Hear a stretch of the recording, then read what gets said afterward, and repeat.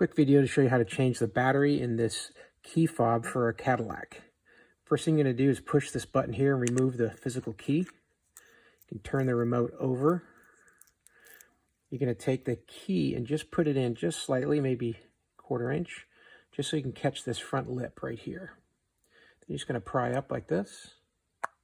And you're going to see that, that this plastic cover starts to come off, and now you can just, with your fingers, just pop that open. Now for this next part here, you're going to use a small screwdriver or a knife or something just to pop the battery up and out of this spot.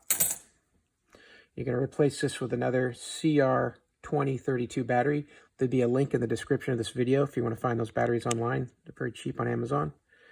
Put your new one in. You're just going to put it in there and click. That's going to lock it in place. Then you're going to take your cover and then put it right back over the top of your remote and just squeeze it shut, and it's going to click all the way around, and you're done. Put your physical key back in, and you've now reset your battery for another 5-6 years of your remote working just fine. Hope this video was helpful. If it was, please give it a thumbs up. That'll help other people find it as well. And as always, have a great day.